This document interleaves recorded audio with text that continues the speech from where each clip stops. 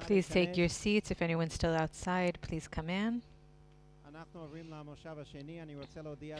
We're about to begin our second session, and after the session,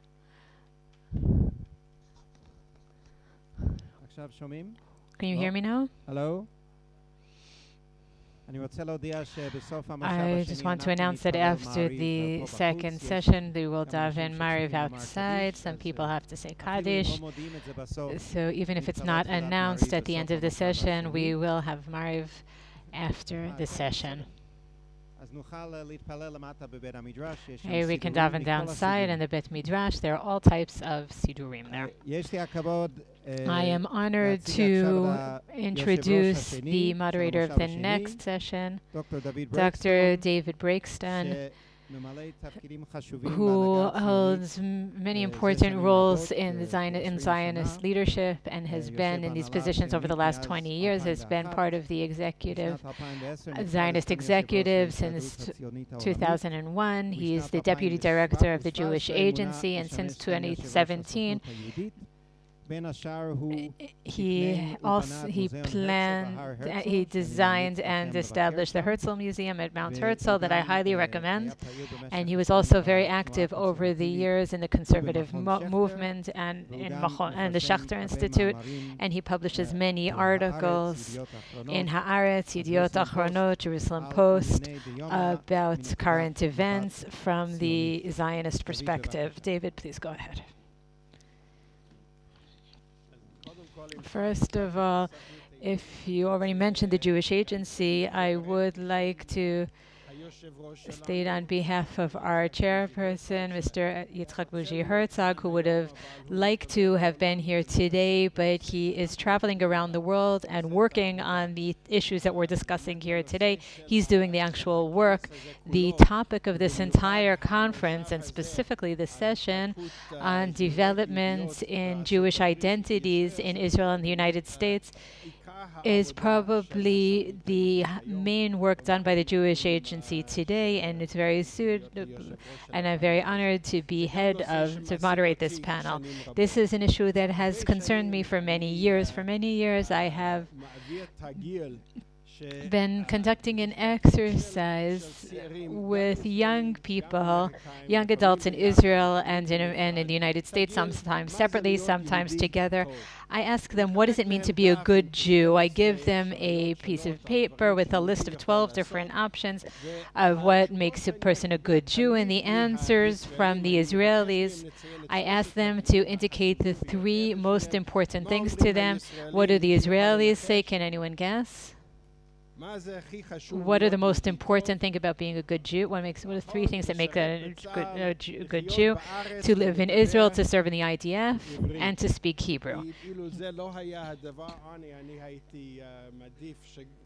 I'd also like to make you feel comfortable, tell you I still have jet lag after 44 years here. But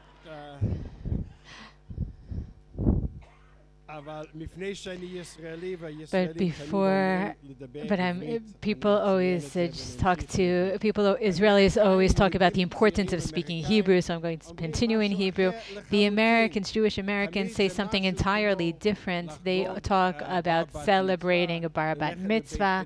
They talk about going to the synagogue. I don't want to say keeping the Shabbat, but remembering Shabbat, a new term that I heard before, that I just heard from the previous panel, marrying a Jew. Those are the different issues, but one thing that their lists always include, and when I say this to Israelis, they have no idea where it comes from. They talk about living a moral life to American Jews.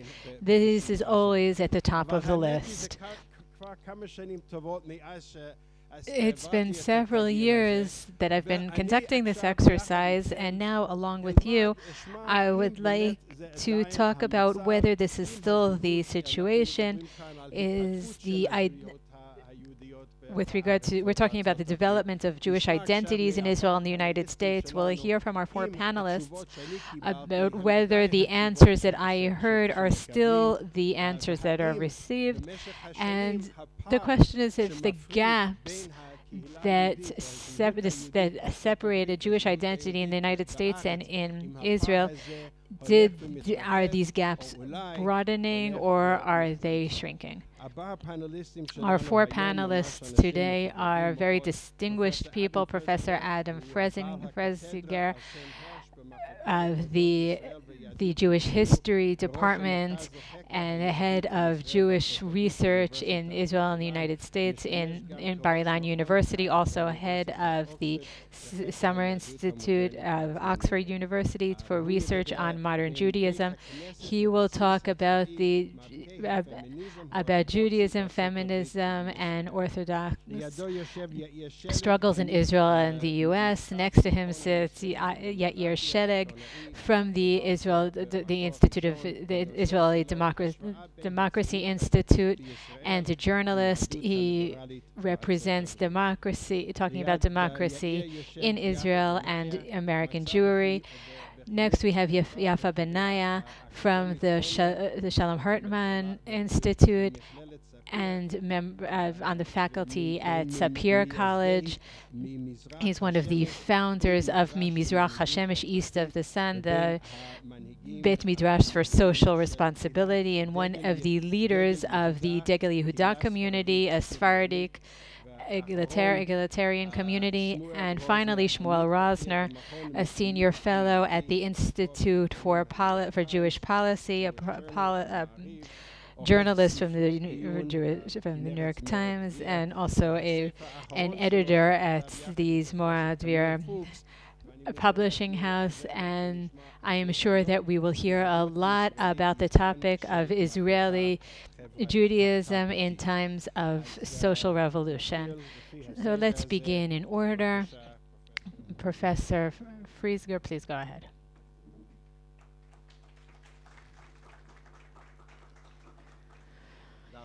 Thank you very much. I'm very nervous. My mother's here with her husband. My sister-in-law, I'm used to them, but my high school principal from Ramaz is here, so I'm really nervous. You have to be really nice to me. About a year ago, I went to my neighborhood synagogue where I go on Friday nights, and after the service, I picked up some pamphlets, some booklets on the Parsha, and I took them home and I started looking at them, and I saw one booklet that was a little bit different. I like to move around when I speak, sorry. It was a little bit different than the regular ones. It was called Military Agenda, that is published, that was very critical of IDF policies with regard to gender. It was written by Rabbi Yigal Levinstein from Eli. It was inspired by him and written by himself and his students. And I would like to talk more about this booklet later on, but I don't want to talk about the booklet alone. I want to talk about it in comparison with another document, an American document that was published 1 year before, the OU ruling, the Orthodox Union, that prohibited female clergy. So I want to put things into a certain context. Over the last 20, almost 30 years, almost 30 years ago, a book was published that was really one of the only books that addressed the issue of Judaism in Israel compared to Judaism in the United States. It's called Two Worlds of Judaism by Lieben and Cohen. And the emphasis in the book is on the differences between those two worlds of Judaism. Not much has been written about this topic since then. There have been articles, but there have not been any significant efforts to study this issue. In 2016, very interesting article was published here in Israel about feminism and orthodoxy, and its thesis was that what is going on in Israel is highly influenced by what happens in the United States. And in the case of Orthodox feminism, Shira Chadasha, as we heard about before, the community in Jerusalem, and high-level Torah learning for women, yoatzot halacha, halachic consultants, and ordination of women in institutions in Jerusalem. All of these developments are highly influenced by processes that began in the United States in the 1980s with institutions like Drisha and different developments in the United States. It was imported to Israel from the US. And this is an example of how American Judaism, from the religious perspective, that is imported to Israel. And there certainly is an impact. I think that the influence is much more mutual today. I think there is the influence goes in both directions. It's part of the globalization, part of our ability to travel back and forth. But it's very difficult, and I disagree with what was said there, that there is a unidirectional influence. I would say that the reality is more transnational, and this promotes a very interesting dialogue. Along with all the developments here in Israel that correspond with American Judaism, and we're talking about modern Orthodoxy in the United States, I think that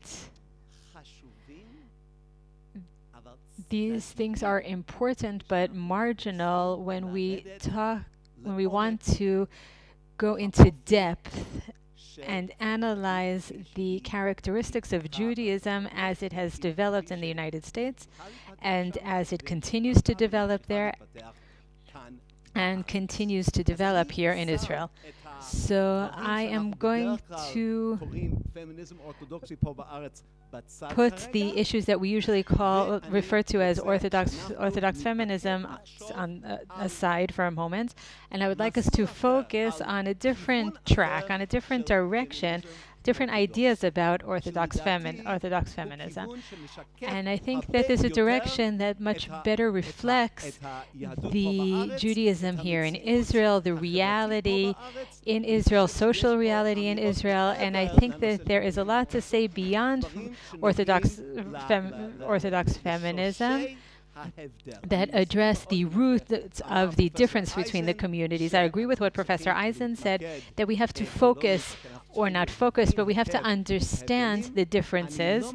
I disagree that once we acknowledge the differences, we can move on from there and focus on the similarities. I think that once we understand the differences, I think that we can act, but take action through those differences and not necessarily based on on common ground, which is often shallow or it doesn't get to the bottom of our ideology. So let's talk about our text.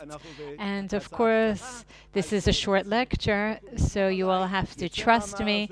There will be an article on this topic, and I will be happy to send you the references if anyone's interested in reading them at the end of this lecture. In February 2017, I was in South Carolina, and I was preparing for the Super Bowl, and suddenly I received the following text in my inbox saying that the OU prohibits women from being clergy, being rabbis, prohibited ordination of women. And I said, now I'm going to waste my entire day on football, so at least now I should put in a few hours to respond to this text, because I'm sure people would ask me about it. I changed all of my plans for my sabbatical in South Carolina. I put 5 months into this topic and published 5 articles. But the most important thing is what I learned from this process. What I learned that while they prohibited ordination of women, they changed the definition of what a rabbi actually is. Because in what the document says is that a woman can teach Torah, a woman can make halachic rulings in issues, at least in issues related to family topics. women can run a synagogue. Most of the functions that a rabbi does in an American synagogue, what she can't do is run a prayer service.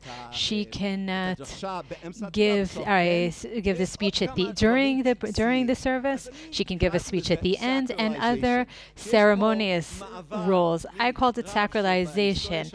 This is a transition from defining a rabbi as a halachic authority, who then evolved, at least in the United States, to a CEO or with very diverse roles within the synagogue, and beyond, to limiting the role of the rabbi to the very specific ceremonial arena of services within a synagogue. And I wrote an article about that. It was published in the Journal of Religion. And I proposed that this was a type of transition. And we talked before about Schechter and about Catholic Israel. In my opinion, this is a transition from a model of a religious priest or religious leader that is more similar to the Protestant model, to a model that is much closer to the Catholic model. What's important, I want it to be clear to everyone here that what comes out of this document is that the most important field, the most important arena of the rabbi's activity is the synagogue, the prayer hall in the synagogue, and anything else rabbis can do, but that is not limited to a male rabbi in the Orthodox context. Now let's put this aside and talk about Rabbi Yigal Levinstein. Rabbi Yigal Levinstein is a very controversial figure. He was raised in a secular home in Eilat. He was a high-ranking officer in the IDF. He studied at Machon Meir and learned the Merkaz Harav approach that is very nationalist, messianic. He and Rabbi Eli Sadan established the Eli IDF preparatory school, causing a revolution not only in the religious community, but in the world of preparatory IDF schools as well, including all of the entire spectrum. Today, most of these programs are not religious ones, but it all began with the Eli school. Now, Rabbi Levinstein, I have problems with a lot of things that he says. The public have a lot of problems with what he has to say. Some people consider him homophobic. Some people think that he says things that are very hurtful to certain individuals. I'm not trying to defend what he's saying. I want to analyze him because he is very important and he has an enormous influence on the religious public in Israel, on the army, through his graduates. His graduates are high-ranking officers in the IDF. Each year, graduates of Eli become very high-ranking officers, commanders, even reaching the general headquarters. Yigal Levinstein devoted an entire booklet of over 20 pages to the IDF ordinance from 2016 regarding the transition, the change of the unit that handled the issues of women, which was one called Yohalan. They changed the characteristics of this military unit from one that focuses on issues related to women to one that focuses on gender.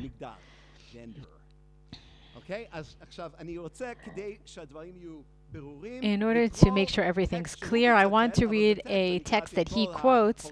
I read the entire ordinance from 2016 in order to understand what he is attacking. He says as follows. The document says, Alongside the enormous achievements and the developments, it seems that the development of academic and practical knowledge, the Yohalan unit, the gender-related, responsible for gender-related issues, created a sense that of a focus of an approach that focuses not specifically on women is not always able to reach its objectives, and therefore it creates mechanisms that copy the structure of existing inequality. This IDF document attempts to propose a new train of thought that would like to change the perception of how social reality is perceived. The first part will attempt to define the concepts related to sexuality, sexual identity, and the second part will talk about the interesting encounter between gender-related issues and the military field. This document was written by, it's very interesting in this context. He is quoting the military unit that is redefining, reformulating the perception of promoting women to a perception of gender exclusion and what gender means in the IDF. And his argument, and I'll quote to be as clear as possible, this is not theoretical material from a department of a gender studies department in a university. If it would have been so, we would have been able to accept it despite it being incorrect. This is what is taught today in the IDF. The Army is taking a stance on an issue that is not related to the Army's responsibilities. If it was any type of discussion, it might have been interesting. But the role of the IDF is to protect Israel and its citizens, and this is harmful for the IDF. I don't have time to get into the entire document, but what I do want to say is that, first of all, he is not only declaring or attacking, he allocates 20 pages of close reading. The way we read holy text, he reads them one line at a time, he analyzes them, he interprets them, explaining why this is dangerous, why it's harmful, why it's destructive, and why it will destroy Israeli society. But at the end of this document, he says that as religious people, we have to be very concerned about this. We thought that we prevented the whole issue of putting men and women together in the same tank. We thought that was it, but here we have something much more critical, something much more fundamental. What's more, not only did I find this in the synagogue, 100,000 copies of this document was distributed in synagogues all over Israel. They uploaded several short video clips on YouTube with a promo for this booklet, and you can also hear the entire text being read on YouTube if it's hard for you to read it. So what do I do with this document? A lot. I think that this document is against Orthodox feminism in the Israeli context and not in the American context. And what do I mean by that? Orthodox feminism or religious feminism that is the most central in Israel is not happening inside the synagogues. It is happening in the army, it's happening on the street, in the public arena, and everywhere there is everywhere where Judaism encounters gender in the broadest sense of the terms. What's happening in Jerusalem or Ra'anana or Modi'in, these are incredible things, very important things, and I don't think we can dissociate them from what is happening in the army and in other places. But compared to the issue that comes up from this argument, these are marginal, because in the state of Israel, in the United States, there's this distinction. These particular space, the voluntary community space, as Professor Eisen said, is the Jewish sites, the home, the prayer halls, the synagogues, and outside the Jewish institutes. Sovereignty is secular or multicultural. Therefore, all of the developments occur inside the synagogues. So if the OU wants to say something about what a rabbi is, then the OU will define a rabbi who has authority within the synagogue, meaning that modern Orthodoxy has waived everything that happens outside of the synagogue. When I read the OU document, I realize that the feminist values in the broader context. I'm modern Orthodox. I'm American. I belong to the mainstream liberal values of my community. At my synagogue, I have a different approach, or maybe I don't. And ironically, the perception that has been adopted by the liberal denominations in the United States, the reform and the conservative movements, the reconstructionist movements, who do not want to create a conflict between what's going on in the synagogues and outside of the synagogues, is much closer to the reality in Israel, where the synagogue is more marginal and Judaism experienced in all areas of life.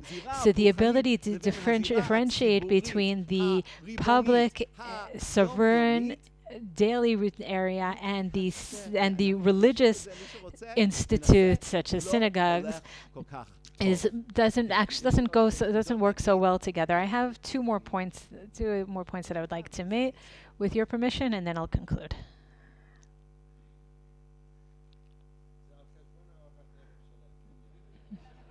Exactly, saying it's at the expense of their dinner, so they'll make the decision. That's challenging. Okay.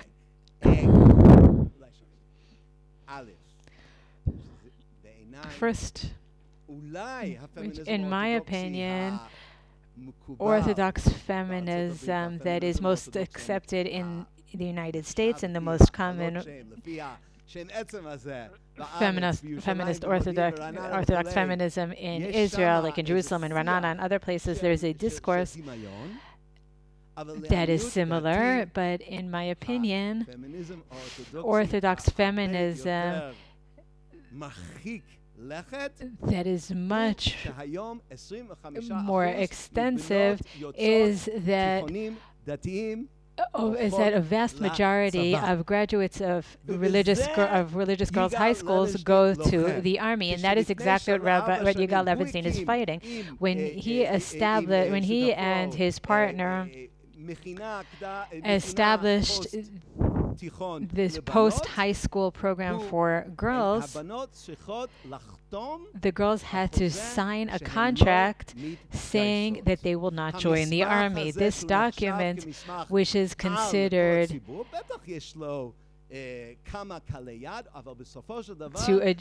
one that addresses the entire religious population, that is his battle against Orthodox feminism, which he sees as Israeli Orthodox feminism that is much more significant, as reflected by military service in public positions, leading political parties, areas that in the United States are considered non-Jewish arenas, but here in Israel, these are part of our existence as Jews. And I will conclude. I want to offer proof. I hope that every word, I want to emphasize that everything that I say is with a lot of respect for each and every person, but it's my job to analyze. I think that Orthodox feminism in Israel, from the Jerusalem perspective, can learn from. This is what I teach my students, to always look at a different model and say that it's not the same, but see what you can learn from the influences of those models. It can take from this building and from the conservative movement or from the reform movement here in Israel. These are incredible movements, denominations that are creative regarding their population, intellectually, their interpretations, the books that they publish, so many different elements. But these are movements that developed in the United States or in Germany or evolved in the United States and were then brought to Israel. With regard to the conservative movement, for example, based on the assumption that Jews from Arab countries, believing that they would associate with this approach. Ultimately, the denomination perception developed abroad. It reflects a reality of voluntary Judaism, the free market of religion, target audiences that are very carefully defined, and the social reality, the historical reality, the cultural reality in Israel is different. And this is reflected in many different ways, including the difference between feminist orthodox, that is mainstream in the United States, and what I call the military orthodox feminism that is growing and developing here in Israel. Thank you very much.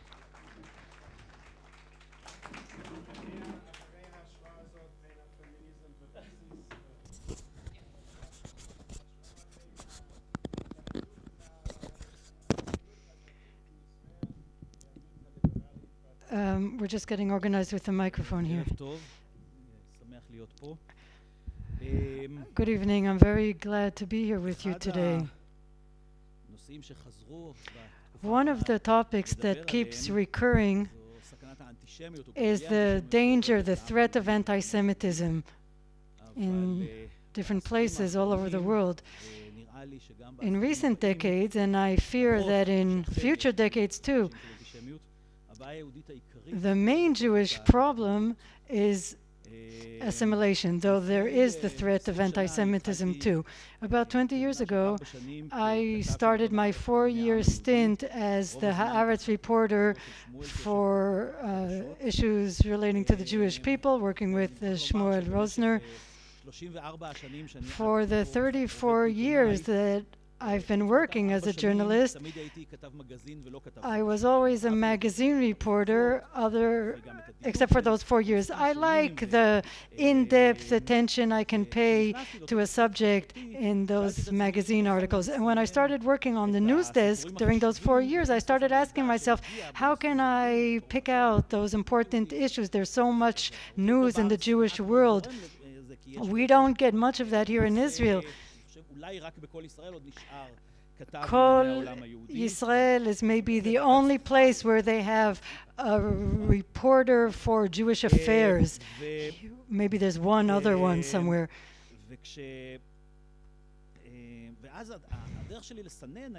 And the way of sifting out the important stories was through asking myself, what is the topic? Education, diaspora.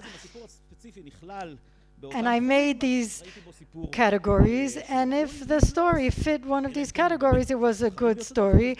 And if it wasn't, I disregarded it, unless it was a very extraordinary story. Assimilation was the most important topic. As far as I was concerned, I realized that was the biggest threat, especially regarding the biggest Jewish community in the US. In 2003, I ended my job as a reporter for Jewish affairs, and I continued working on the subject of Jewish affairs I specialized in religious Zionism and research of that topic. About a year ago, I thought maybe I could link these two topics, religious Zionism and the Jewish community in the US, to see how one could learn from the other.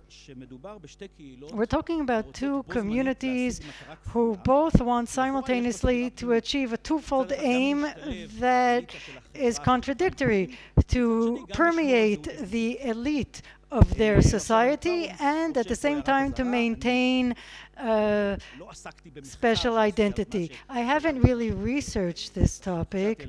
I thought about it a year ago. I haven't really researched it, and I don't propose to say anything here that is research-based. I do have an acquaintance with the subject.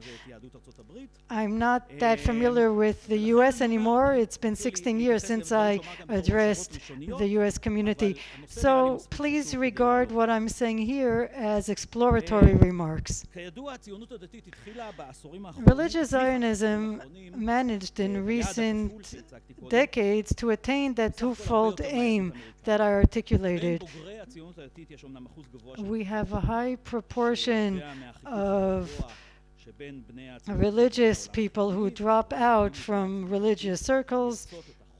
They want the greater liberalism of secular life, to do whatever they want on Shabbat, to eat whatever they want. They want to marry not necessarily according to halakha or conduct their private lives as they wish. We're talking about a third or a quarter of graduates of Zionist schools.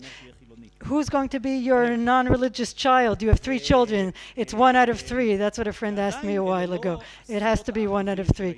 But we're still not talking about the high percentage points of assimilation that we see in America. We have a prominent presence of religious people in the military here in Israel, as well as in other areas such as the judiciary and other branches. But if we compare American Jews and religious Zionists, we can fear further assimilation. Some of you might be annoyed at the very comparison that I'm drawing here and say, what's the connection? What can we say about both of these at the same time? One group is a sovereign country, lives in a sovereign country. The other is a minority in a completely different minority in a completely different ethnic surrounding and religious surrounding. Obviously, this difference is quite significant. I'm not ignoring it. We see it coming to the fore, for example, when we talk about religious Zionists leading Israeli politics, and Joe Lieberman is the exception when he went into politics, and Jews criticized him more harshly than anyone else. In recent decades, especially after Gush Emunim in the 70s, religious Zionism has been harshly criticized and has suffered anti-Semitic remarks or borderline anti-Semitic remarks. The Pollard affair caused more extremism. There is a certain degree of self-confidence. What do you do when you're a minority, and what do you do when you're strong? We'll come back to that in a minute. Right now, I'd like to examine not the majority's attitude to the minority, but I'd like to look at the way each group maintains its own tradition. Religious Zionism wants to permeate society, but it also wants to impact society, especially when we're talking about education. Most religious Zionists send their children to religious schools, not to secular schools or even mixed schools. We were exceptional at home. We sent our children to Keshet, which is a religious and secular school. I was working in the Democracy Institute. Professor Avi Ravitsky was amazed, and he is not a conservative person by any means. Still, he was amazed. He said, how can you send your children to mixed school? Aren't you afraid that they will become secular? That they'll lose their Jewish identity? Even religious Jews who go to movies, go to the theater, who work in a secular environment, tend to send their children, not always, but they tend to send their children to a more religious environment than what they practice at home. This is a sort of antidote to encroaching secularism. People talk about a mixed society, religious and secular, but they opt for a religious environment or a religious settlement or religious neighborhoods in Givat Shmuel, Petach Tikva, etc. Religious people who wouldn't try to block out internet content for themselves will do it for their children, and they will take a religious newspaper and not Yediot so that their children don't see the garbage in a secular newspaper. On the other hand, in the US, and I'm generalizing here, they refuse to give up their freedom. Ahad Ha'am said Shabbat took care of the Jewish people and maintained the Jewish people more than the Jewish people observed the Shabbat. It's very unusual for a people to maintain its difference when it is a minority, a persecuted minority. We could say the same about kashrut, we could say the same about nida, we could say the same about other mitzvot as well. When you talk about maintaining your identity, limits are important. They don't necessarily have to be the limits of halacha or traditional halacha, but you do need limits. For many years, I was in a study group here in Jerusalem. We called it Bavli Yerushalmi. There were Israelis and Americans in the study group. I asked the Americans once, is there anything that you will not do just because you're a Jew? And they thought for a minute and said no. In other words, their Jewish identity is based only on Pesach, Chanukah, Bar Bat Mitzvah, Brit Milah. But living in a liberal society, they absolutely categorically refuse to impose any limitation on themselves. When you limit yourself, when you prevent yourself or your children from doing things, it's a form of censorship. We can talk about Judaism as a sort of folklore aspect, but if there isn't any limitation, if you don't impose limitations, if you don't separate Judaism from Buddhism and other cultures, for the long term, it's very difficult to maintain the identity. So if we try to draw a parallel between religious Zionism and American Judaism, it's not a national identity question. It's rather that in the US, they want to preserve their liberal attitude, and they pay lip service and no more to the desire to maintain a unique Jewish identity, because over the long term it is impossible to maintain a Jewish identity under those conditions. Israel likes to consider itself a Jewish democratic state. Our Jewish politicians pay lip service to this definition. Woe betide the politician who refuses to accept this definition. In a Jewish democratic state, they will opt for democracy, whereas the religious ones will opt for the Jewish. If these two are important, you can't decide that one is more important than the other. We all have various aspects. We have our individualist aspect, we're parents, we're in a couple relationship, we're citizens, and so forth. And obviously there are tensions between our values, our needs, our obligations in all these different frameworks. Obviously, we wouldn't want to limit ourselves to one single framework, and we would also refuse to say which aspect of your life is most important, all important. Now, some people would say that this difference, the very difference that religious Zionists can impose limits on themselves, and in the US they can't, that just proves that Jews can live as Jews only as a sovereign state and not as a minority. I don't think that is quite true. The fact is that there are Orthodox Jews in the US, and they do impose limitations on themselves, and that doesn't necessarily limit them when they integrate into American society. Some are in high positions in the Trump administration. Joe Lieberman reached the highest, as a Democrat, reached the highest position despite the fact that he's an Orthodox Jew. So for the long term, it doesn't hold you back, it doesn't limit you, but that happens over the long term. In the beginning, it is difficult to overcome the difference. It's unpleasant to be different. You don't like to be different. One doesn't like to stand out. Recently, multiculturalism demands acceptance of the other. In the US, we're talking about Asians and Muslims. So you would think that Jews would take advantage of this and flaunt their difference.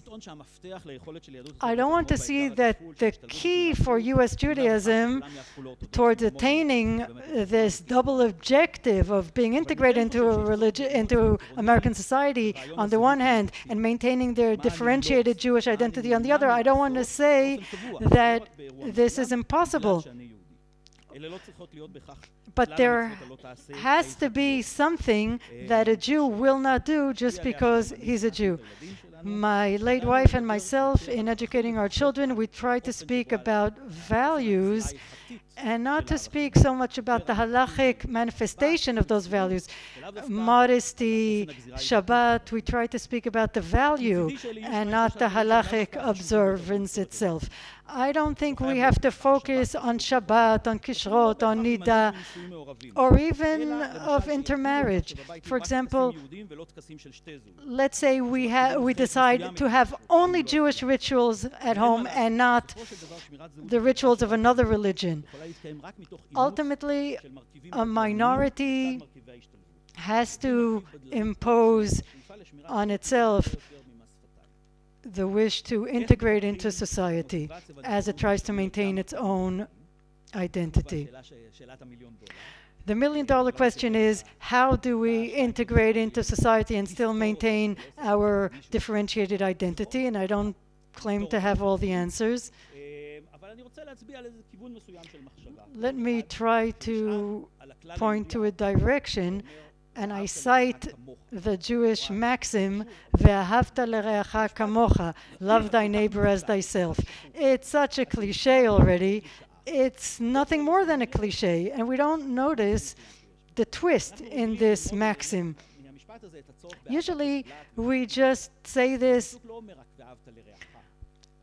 to say that you should be tolerant, but the maxim says, as yourself. Self-love is a precondition for loving and tolerating others. Self-love is important. I don't have to love the other more than I love myself. I have to love the other as I love myself. This is true for education and respect. We have to have self-respect. Obviously, one should respect anyone's identity, but first you have to respect your own identity, your heritage, your tradition. U.S. Jewry can teach many Israelis, including many religious Jews, what respect for others is. But I think religious Jews here in Israel can teach U.S. Jewry something about self-respect while trying to integrate into a broader spectrum. Thank you.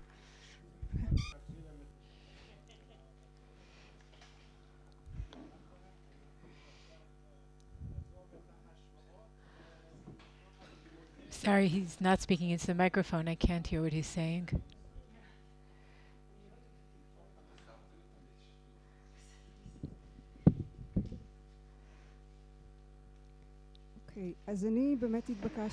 I was asked to speak about traditional Judaism in the East, population of Jews from Eastern origin. There are many people in Israel who define themselves as traditional, about 30%, and we obviously have to be politically correct and include someone of Eastern origin in this conference. But what's the important thing is to learn whether we have something to contribute to the distinguished crowd in this distinguished audience, or to Israeli society and to world Judaism. Okay.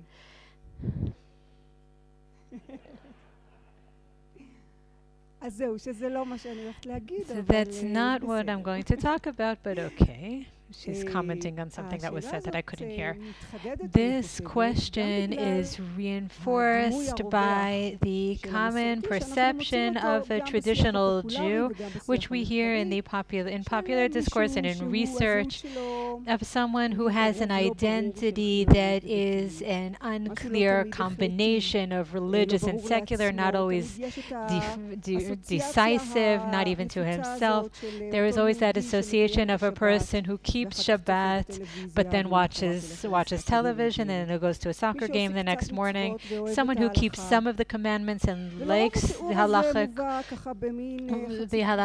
and it's also usually addressed with a certain degree of ridicule, maybe with a twist. But it's possible that today political correctness requires more respect. But I want to argue that all of the discourse, whether public or research that describes it as an unserious approach, or the discourse that attempts to find the more serious aspect, or a discourse that wants to see it as an interesting perspective and worldview that does not necessarily limited to people from Eastern countries, of people who want to explore their identity. I think it has become somewhat of a cliche, and I want to present a different aspect of traditional Judaism that I think that we're missing. And I want to describe a little bit of the history.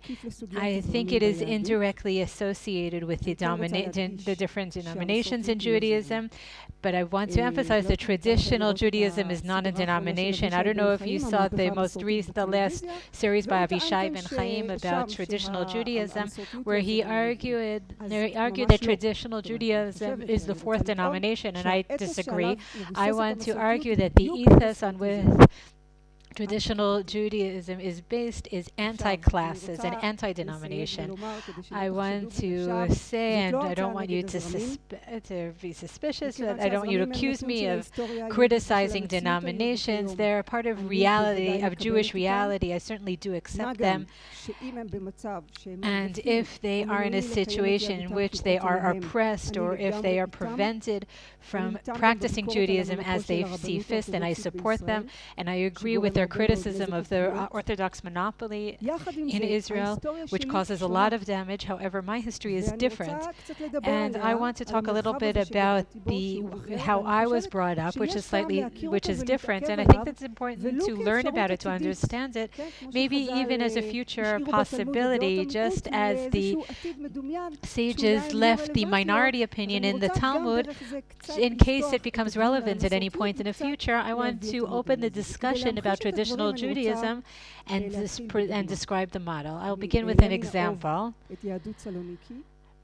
from Saloniki Judaism, based on an article that was published in Ta'amim in which she talks about Zvi Kelzer, a German Zionist educator who came to Saloniki for 1 year to teach German. Following that year, he wrote a book in German for youth called Saloniki. And she quotes from the book in Hebrew translation. He is charmed by Saloniki and by the Jews, the Jewish community there. To him, they represent the dream of the new Zionist Jew. They are strong, they are powerful, they are generally fishermen or construction workers. They have a charm that he describes throughout the book. And I want to talk about his description of Shabbat in the city. I want to remind you that this is a very Jewish city, about 80,000 people, 30 synagogues, 100 Batei Midrash. It's called Jerusalem in the Balkan. That's how it's often known. Its main language is Ladino. So Shabbat in the city is colored by by Judaism because of the demographics. So I want to quote his description just to bring us into this charming world that has been completely destroyed, unfortunately, during the Holocaust. He describes Friday night as follows: the sirens wail, the construction work stops, the noise of the trains stop rustling, and the sailors disembark the ships. Each person enters their home and begins to prepare for the Shabbat. They end their preparations. The older people wear their traditional clothes, and the younger people wear the more European fashions. This is very similar, very representative of these types of communities. Everyone goes to the multiple synagogues throughout the city, some of them that have been there for hundreds of years. The evening prayer services held, and then the Shabbat meals are held in their homes. Since I don't have time, I'll skip a lot of the description because I want to get to the description of Shabbat itself. Yehudit Dishon says that Shabbat in Saloniki is completely different from what she's familiar with. The customs that she saw in Saloniki were different from what she saw in other countries in Europe. However, in Saloniki, the Jews went to the synagogue on Shabbat morning and followed by a Shabbat meal, and then they acted differently. They don't follow the Talmudic law, and he described their practices. On Friday night was very Jewish, very typical Shabbat atmosphere. But Shabbat day was more like Sunday in Europe. The bazaar was empty, the stores were closed, and there was a very pleasant atmosphere of serenity after a hard work week. They keep very few of the Shabbat rules based on the Talmudic law. They travel on Shabbat and they smoke on Shabbat. The cafes place dozens of tables and chairs on the streets, and they're filled on Shabbat afternoon. The Shabbat afternoon hours are devoted to visits and social activities that are postponed throughout the week. The different conference points, Shabbat morning, people go to a conference, and Shabbat afternoon, they would travel out of the city. There were two popular destinations, Flokar and Bet Shinar. One is a place of a more European recreational area, and one was more Eastern. All of the trains to Flokar were full on Shabbat afternoon, and there were many different types of vehicles and carriages that were on their way in that that traveled in that direction. And the visitors sat alongside these Greek landscapes, etc., etc. And I'll stop here. We can assume that the Jews of Saloniki were not consistent in how they kept the Torah laws. I'm sure not all of them traveled on Shabbat or visited cafes. I'm sure that the rabbis felt uncomfortable with many of these practices. Rabbi Uziel, who was there in the 1920s, tried to change these habits, but I don't think he was very successful. However, they were able to create a Jewish public space that was impressive both in its flexibility and in its Jewish atmosphere. And what is unique is the story of the encounter with modernism and how it influenced Sephardic Jews and Jews in Islamic countries, very different from how European Jews encountered this culture, because in the fact that there are no denominations. There are no denominations in Jewish Islam, in Jewish communities from Islamic countries. There are secularization processes. However, in my opinion, it's very interesting to see, and this is what I would like to emphasize with regard to traditional Judaism, which is less heard, there is much more diversity within a single framework. There's much diversity in the adhering to the commands. It's a paradox. It's a space of diversity that remains consistent, that remains one, and there are boundaries that unite the community. On the other hand, I would say that it's a model of pluralism, but I want to use that word very cautiously, because we're talking about the beginning of the 20th century, and you realize, of course, that women are not included in this pluralistic model. That has to be said, and I may get back to that later on. However, from the perspective of the spectrum between religion and secularism, there is a model, we have a model that is different from the model that was imported here. The model here that is more similar to the European model, it's more Islam is more class, more separate. I think it's interesting to talk about Judaism without classes in Jewish history. Of course, the model was weakened by Israelification processes, and we see influences of these distinctions and this separation in Israeli society. The Eastern ultra-Orthodox communities that have developed and the polarization. But I do want to go back and say that I don't think that there is no existence for traditional Judaism without these opportunities, without this broad space that was weakened by the Israelification processes. This is a model that did not develop out of ideology. It was born from life, from a reality. It became common practice, not as part of any specific ideology. But on the other hand, it's not a coincidental model. I think that's an ethos of clear priorities and morals that attempted to maintain tradition. Of course, there are conflicts and there are disagreements. However, as I said before, we're talking about an ethos that does not believe in dividing into classes. The cohesion is important, constant effort to keep people together, not to separate. These are encouraged by the rabbis as well. What's interesting is that this ethos is mutually supported from above and from below. It comes from the community and the rabbis themselves, whether or not they how they perceived their roles. It was very important to them to be the rabbis of the entire community, not to remove anyone from the camp.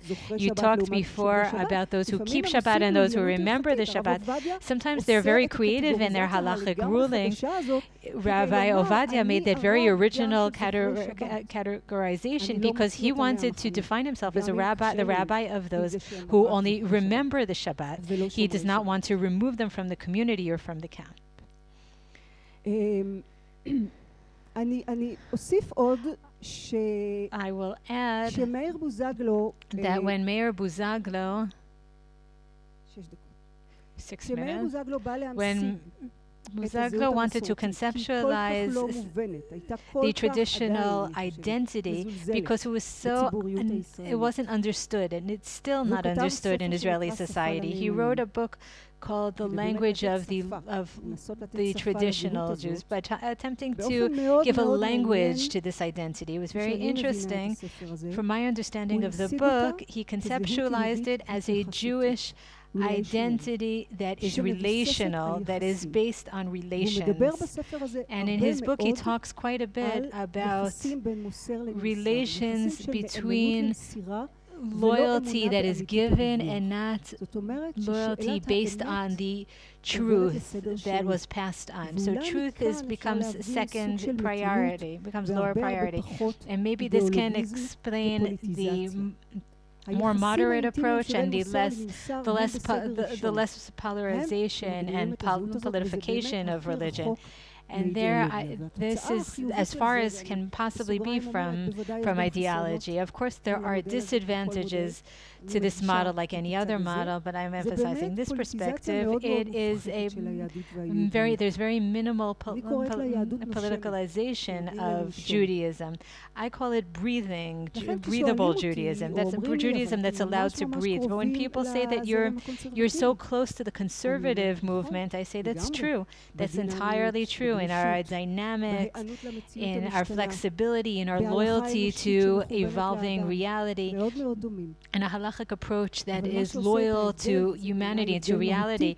But what makes the difference and what is so fundamental, what makes the difference so fundamental is that the traditional Judaism never felt the need to develop itself as a denomination with its own institutions.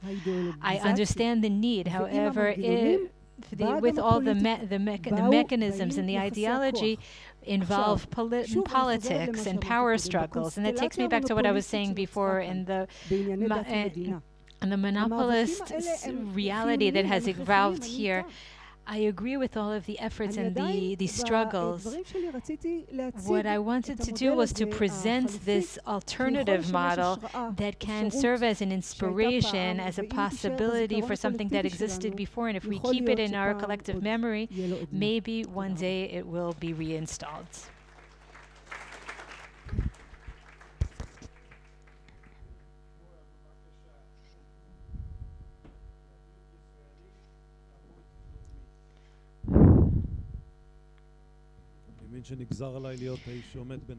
I know that nothing stands between you and the refreshment, but my talk and Arvit, of course, that's not a very pleasant task. I'll do my best. Most of what I'm going to say in the next 20 minutes at my disposal is taken from a book we put out 3 months ago.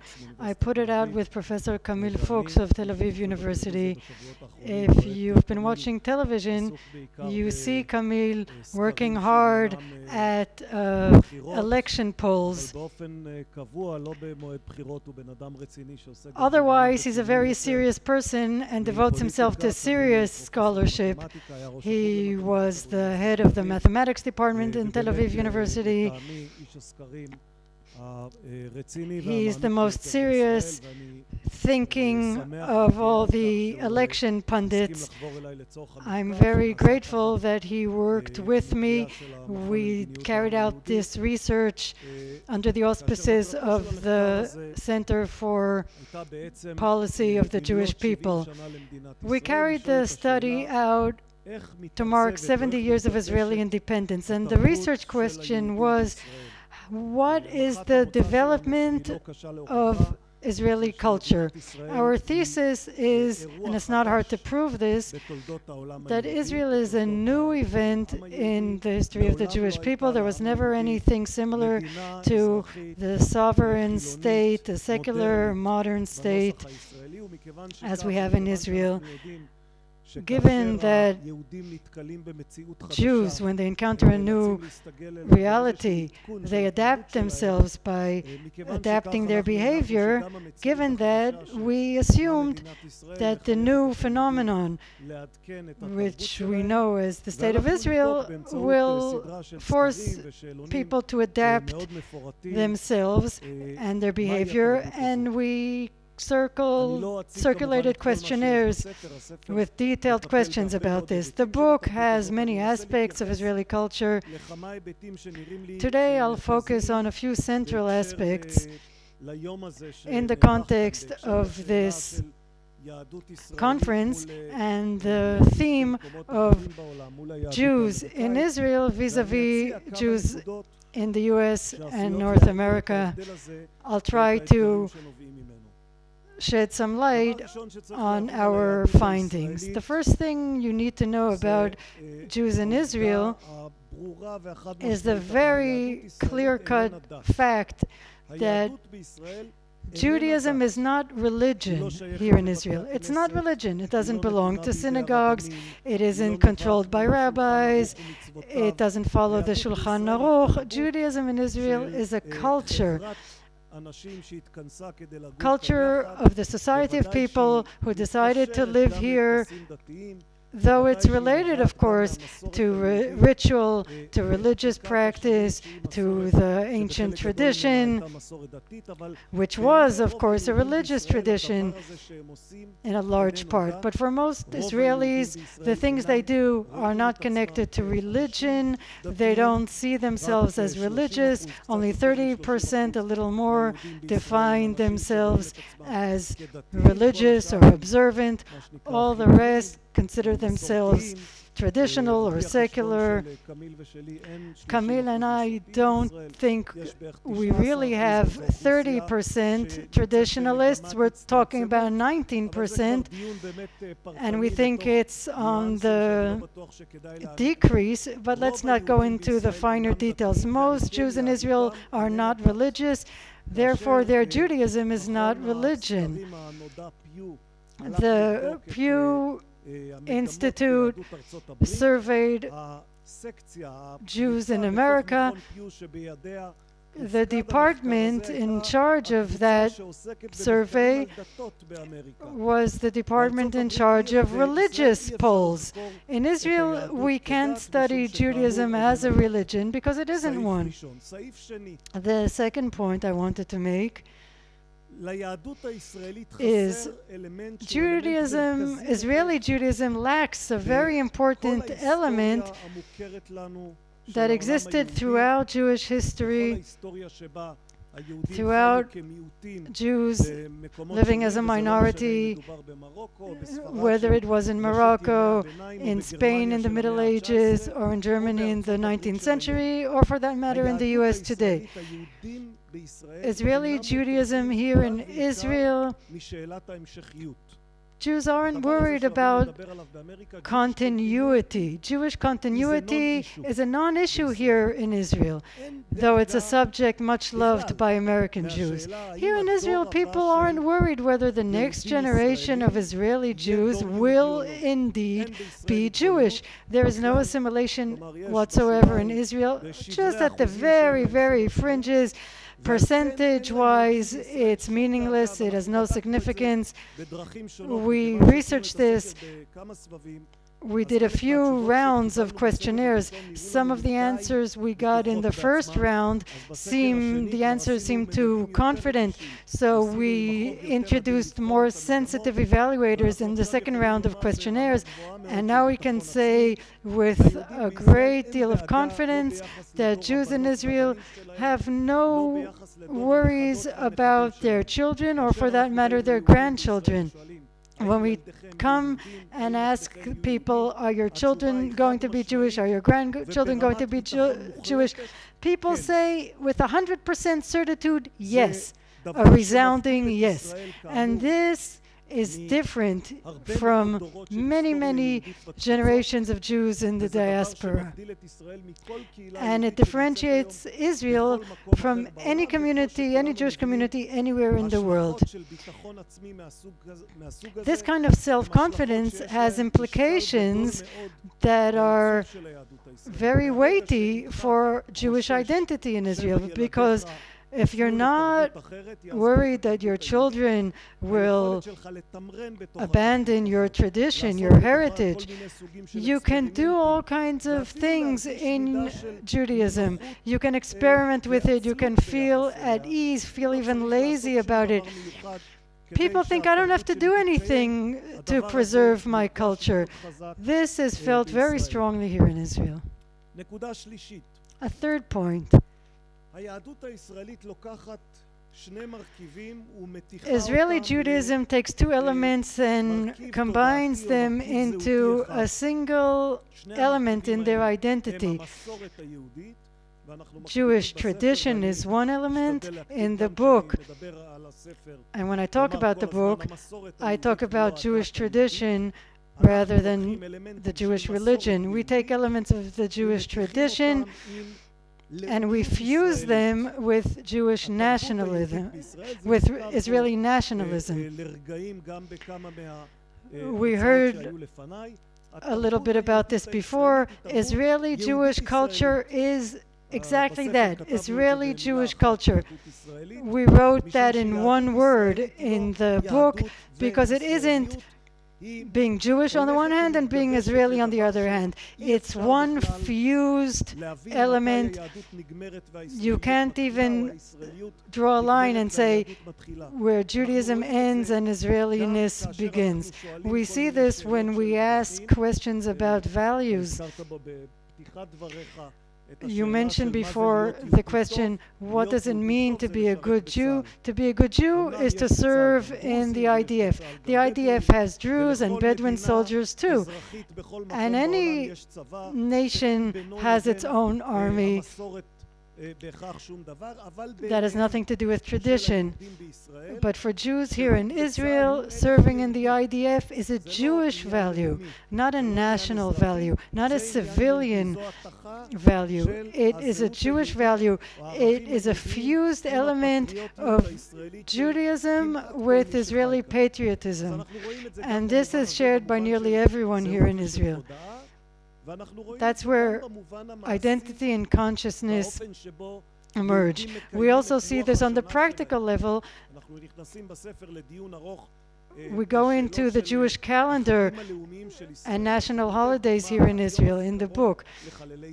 The Memorial Day, Yom HaZikaron, is this a civilian day of remembrance, or is it a Jewish event, a Jewish day of remembrance? For us, there's absolutely no question. The state of Israel forged the day of remembrance in the format of religious holidays. The law is not a religious law. Naftali Bennett had nothing to do with it. Eichler had nothing to do with it. Ben Gurion and Mapai in the early 50s passed the law of Yom HaZikaron. When does Yom HaZikaron start? At sundown the previous day, and it ends at sundown the next day. It's obvious that the socialists, the atheists, Ben Gurion and his colleagues, they all designed the national holidays in the same format as Jewish holidays. When does Yom HaZikaron start? Where does it start? At the Kotel. What happens at the ceremony?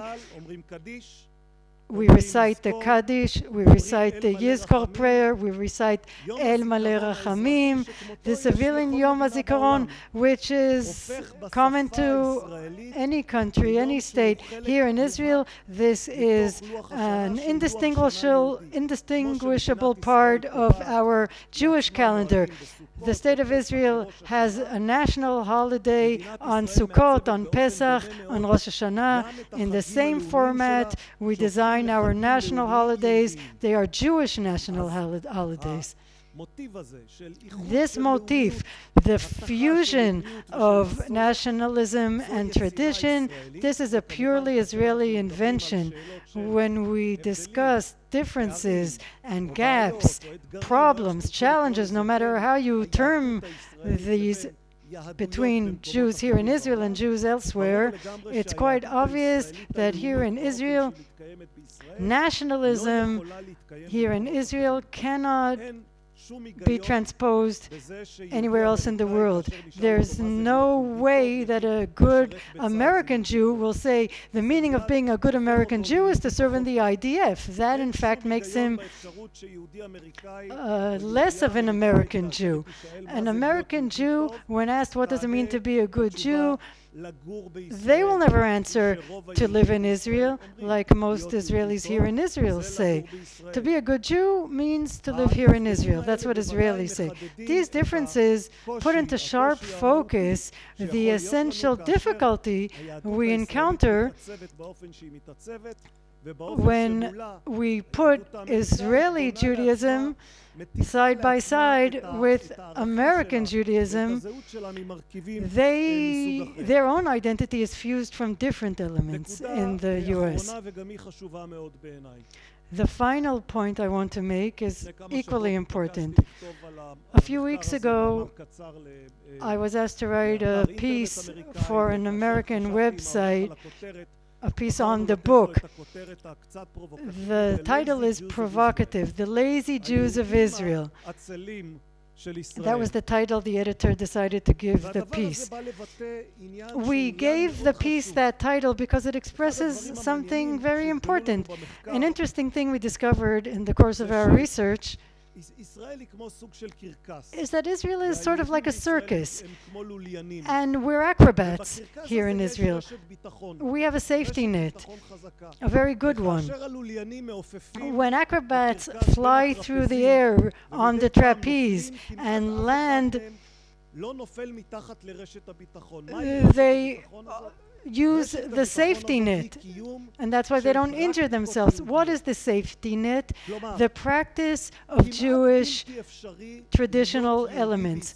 It's practically impossible to be a Jew here in Israel without observing at some level something Jewish. It's in the air, it's in the atmosphere, it's everywhere, it's easy, and you don't have to commit yourself to any effort. So it's practically illogical to try to escape your Judaism when you live in Israel. You actually have to make an enormous effort to escape your Judaism when you live in Israel. If you put your TV on before Shavuot, which is a minor holiday for most Israelis, you can't escape it. You have 30 commercials for cheesecake and cheese of all shapes and sizes. That's what Israeli television shows you before Shavuot. They have commercials for cheese. Our polls, our questionnaires, when we ask people, do you observe some level of Judaism? People say, no, we don't do anything. We don't do anything at all. We're not observant. We have no connection to Judaism whatsoever. Then you start asking them questions. Our questionnaire was very long. It had 400 questions in our questionnaire. You start asking questions. And these Jews who don't do anything Jewish, over 3,000 people. This is a representative sampling. I can give you all the data. These Jews who claim they don't do anything Jewish answer yes to 150 out of the 400 questions. They don't do anything, only 150 things. They have the Seder at Pesach. There's almost no Jew. There just aren't. It was hard for us to find someone. We have a big survey with many, many questions. It's very hard to find a Jew that doesn't sit at the Seder table or a Rosh Hashanah meal. Very hard to find boys who don't have a bar mitzvah. It's very hard to find families here in Israel who don't have a family Friday night meal. This is one of the figures that actually surprised me. 85% of Jews in Israel sit down to a family Friday night meal. I don't know how many of you saw the clip that went viral a few weeks ago. We heard about this today. There are construction works. We heard about this near the Gesher Yehudit bridge in Tel Aviv. There was a whole argument because the construction work had to be done on Shabbat, and the government nearly fell because the Haredi party is opposed it. The government fell anyway. And they said, okay, the government fell anyway, so we might as well build the bridge. The government can fall again. So about 5 or 6 weeks ago, they started construction work on the bridge. On Friday night, the police stops all traffic on the Ayalon highway. they wearing these yellow vests, and the cranes stop at 7 o'clock at night. All the laborers sit together. Half of them are foreign workers anyway. Half of them are Israeli Jews. They make a circle, and someone takes a picture, a video of this with his phone, and one of them takes out a bottle of wine, takes out a Kiddush cup, pours the wine into the cup, takes his phone out and finds the text of the Kiddush to recite the Kiddush. And he recites it out loud, the Friday night Kiddush, and everybody says Amen. Everyone takes a sip of the wine, they pass the wine around. And then after a while they go back to construction work on the bridge on the Ayalon Highway. This clip expresses in a nutshell what I wrote in 60,000 words in the book.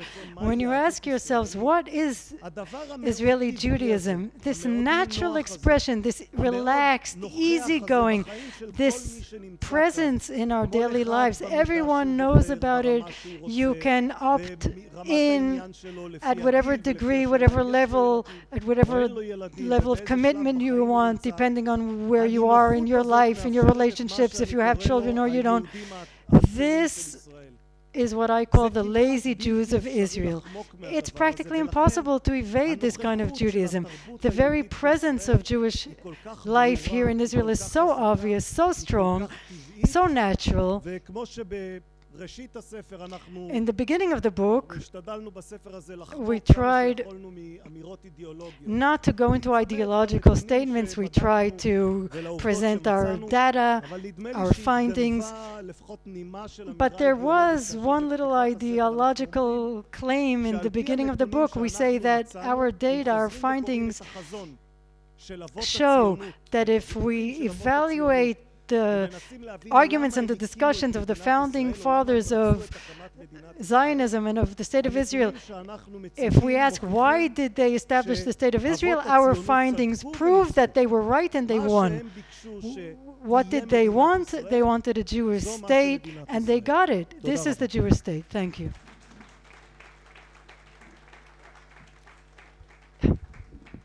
תודה רבה לכולכם, ממש ארבע הרצאות מרתקות, אחת יותר מרתקת מהשנייה. בכל זאת ניקח 5 דקות, לי אני מלא שאלות, אבל בבקשה. יש... Thank you very much. Now we'll have 5 minutes for questions.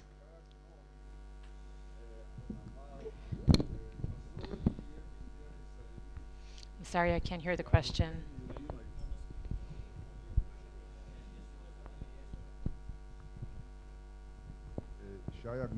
Shai Agnon once said that tradition will be in the hands of the Jews when their forefathers were Jews. His idea of Israelism is apparently very different from what Judaism is. If you can comment on that, please.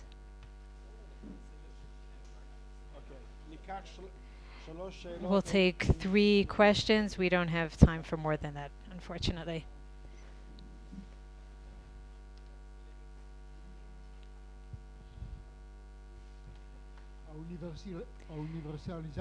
The universalization of the commandments in Judaism,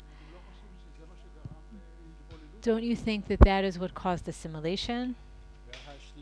And the third question, third and final question.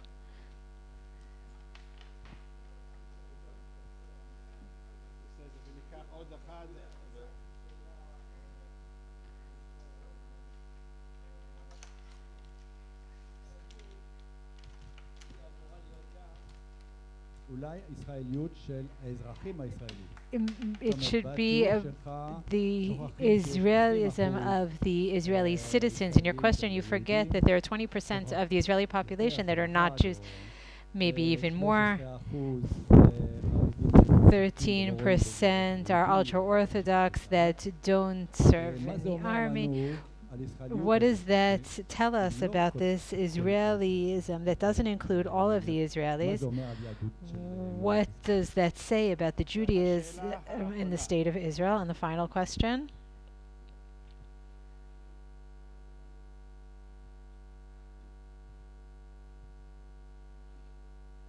אני רבין, מהעבודה Uganda, I'm from ואני Uganda, and סטודנטי. I am a Conservative student, a student at the conservative My question yeshiva. is, mostly I He's asking the meet question in friends and who are English. Orthodox, and they tell me, you know, we see you put on talit, katan, you are like, you're observant.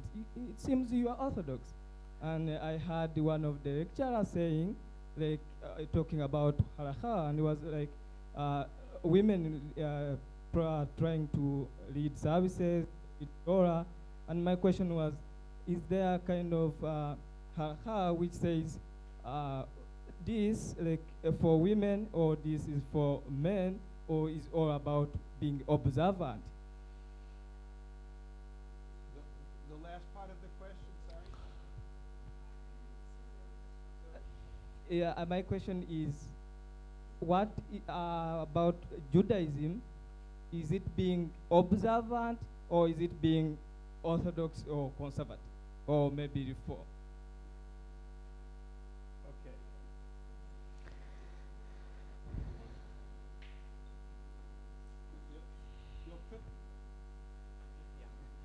So first of all, this was for me a wonderful session. I learned quite a bit. אני אגיד בעברית. סליחה, איכשהו. מושב מאוד מעניין. This session was fascinating, and I learned a lot from all of my colleagues and my friends כאן בפאנל. who participated אבל אני חושב in the ברוח panel. הדברים But I שאני think that in the הבנתי spirit of what I הזה, heard from the אנחנו בעצם organizers of this conference, הכנו we את התשתית. prepared the אנחנו infrastructure. שמענו עכשיו את שמואל, We ספר heard מאוד חשוב, Shmuel, who wrote a very important book, בעקבות and כמה דברים שנאמרו פה, basically following up on several things that were said here, I want to raise two issues. אתגר ראשון הוא אתגר The first מתודי, challenge is a methodological כמו one. שטובה הרטמן As אמרה Tova Hartman said במושב in the הקודם, previous session, לסטטיסטיקה statistics יש סוג של determinism has a form of שצריכים determinism להיזהר ממנו. that we אני have לא to חושב שצריכים be aware of, and we have to be להתעלם careful. I don't think we should ignore בטח statistics, כשאנשים יוצאים למסע especially עבודה when דמוגרפית. serious people אבל do the demographic חייבים studies, לרדת but we יותר do לעומק have to הדברים. go deeper into the ופה details. התיאור של And here, this התנהגויות description הוא of תיאור behaviors די דסקריפטיבי, is quite descriptive, נדרש משהו שיאפשר לנו להבין and we need מה something that will אופי enable us to understand the הקיום הזה. nature מה of this זה אומר existence. What does it mean כשישראלי יושב when בדרך an כזאת? Israeli שאלות כאלו נשאלו, participates in the השאלות Seder? האלו These בדרך כלל questions were לא asked, but מקבלות these questions תשובות, generally do not מעמיקות receive in-depth בתוך answers מחקר דמוגרפי. within demographic אז זה studies. הראשון, That's זה לא the לשלול, first אלא part. לבנות הלאה. I'm talking הדבר about השני building הוא on, מה about adding שנאמר another ומה layer. שבעצם And אמרתי, also regarding what was כלפי said and what I פרופסור also and אייזן. what I told Professor Eisen. סוף סוף במושב הזה This דיברו על panel שוני. finally talked אני about חושב שהגיע differences. הזמן, I think the time has מספיק come קומביה, מספיק to הנה מה stop טוב holding ומנעים, hands and מספיק singing לדבר על kumbaya. We כולנו have to אותו stop דבר. talking about how we're all אבל the מתוך same. הדברים But אנחנו what מאתרים emerges from that is נקודות that we are identifying שנשיקות. the ופה places זה where החשיבה we meet, יותר where מורכבת. we interface. And this is a more נקודות complex reality, נשיקות. because when there are points where we יהודים meet up, אמריקאים, ויש when סטטיסטיקה American מאוד Jews, גבוהה and there בעניין is a הזה, lot of there are יושבים very בליל high הסדר, statistics of יהודים Jewish ישראלים יושבים בליל Americans הסדר, who participate in הם the לא Seder עושים and אותו דבר, Jewish אבל הם Israelis כן who יושבים בליל attend the הסדר. Seder. They're אז not doing the same האתגר, thing, ואני but they're אומר את both זה דווקא participating בסמינר in a להכשרת Seder. But the מנהיגי challenge דת, is, and I talk הוא about this in a לחשוב seminar for religious מה leaders, is to הסוג think וה- about ו- the ו- type, ומה השיח about the המורכב the שצריך complex לצאת discourse מתוך that has to be ההכרה held בשוני, based on the awareness of the שאמור differences, ללוות אותנו. and how we should keep this in mind in our future work. I also want to make a general comment that I think is more important than that I think is important in addition to the specific issues. I think יש בזהות היהודית that in Jewish identity, יכולת השרידות the survivability of Judaism over so many years is related to this connection between the national and religious identities. Proof that is, for example, when we often ask ourselves how the Jewish people survived 1800 years in diaspora in different countries without shared history and different cultures. I think the answer is related to this connection between nationalism and nationality and religion.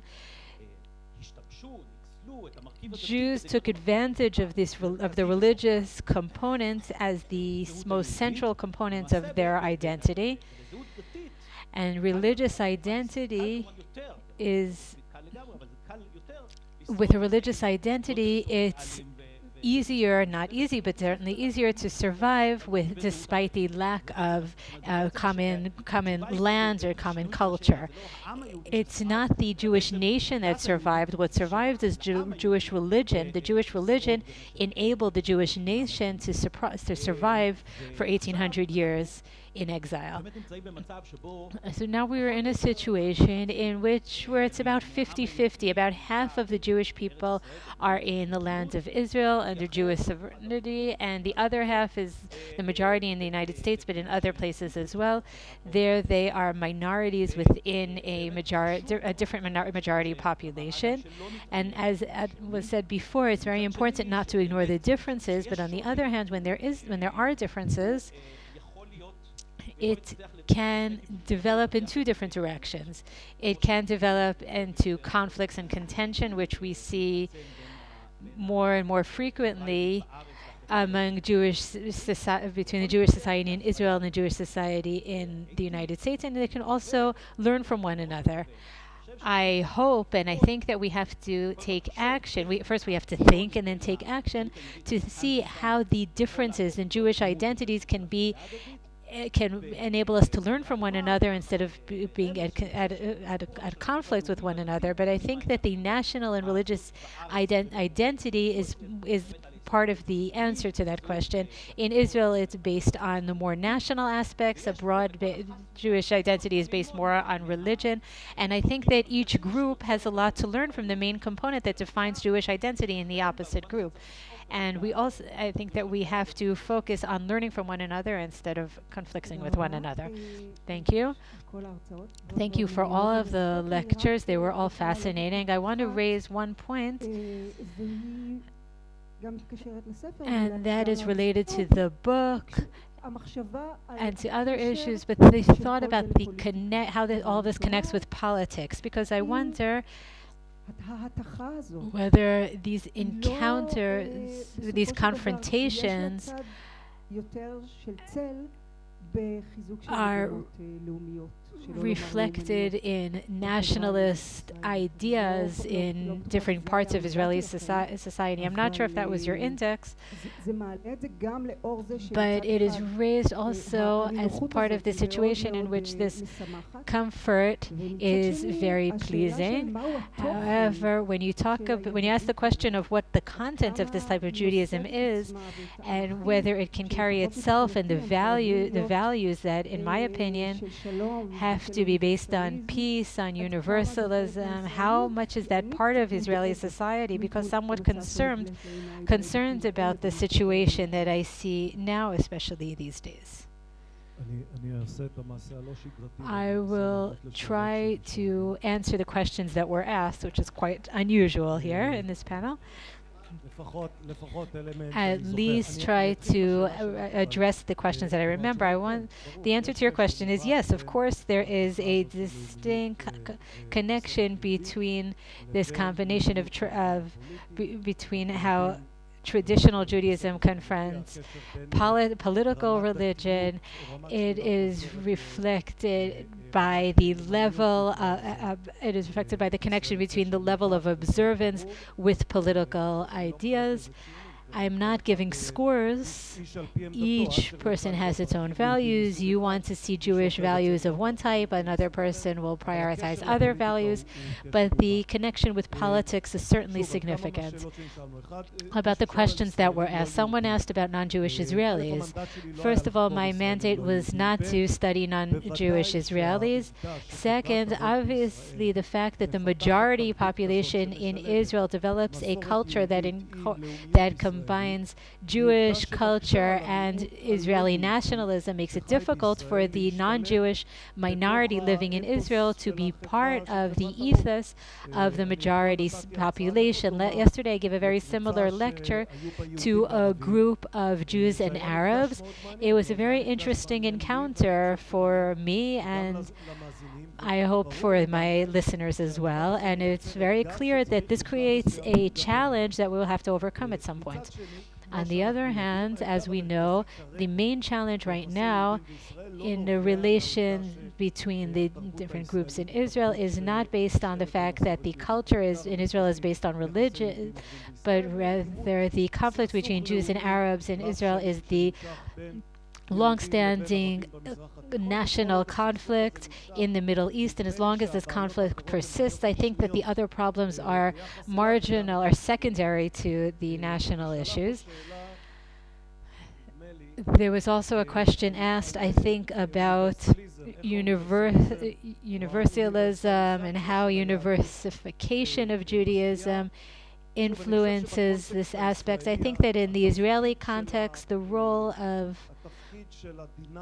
these dynamics is not so great. Israel is not a country that is currently being focuses on universalism. It's very internalized.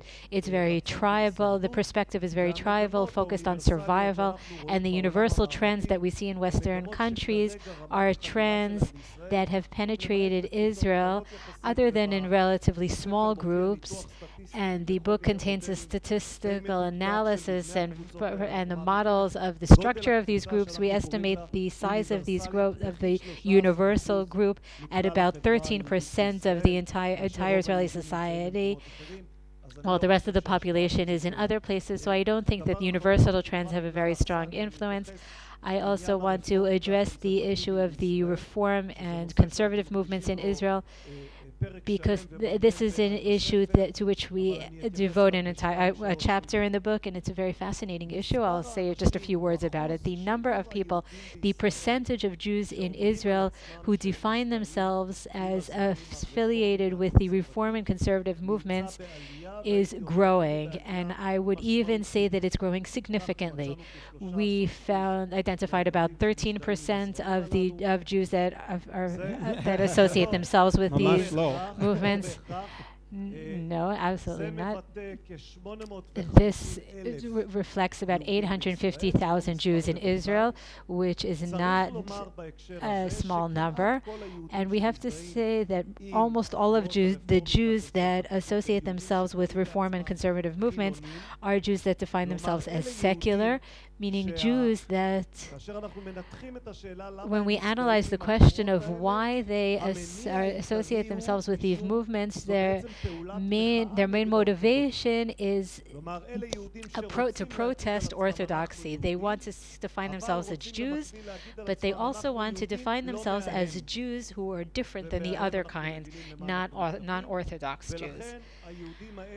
Therefore, these Jewish groups, when they have the ability to define themselves as Jews, and my denomination is one or another, they will choose the conservative or reform denominations. We have to say that when with regards to the vast majority of Jews, they say that they define themselves as unaffiliated, not affiliated with any denomination. The story of all the vast majority being affiliated with Orthodoxy, it's no longer relevant. About 13% reform and conservative, about another similar percentage or define themselves as Orthodox, and the vast majority, if given the opportunity, do not associate themselves with any denomination. Denominations is not part of the Israeli story. Thank you very much, Dr. Breakstone, and to all of the panelists. We now have a half-hour break. There is dinner and Mariv. We will meet here again at 7.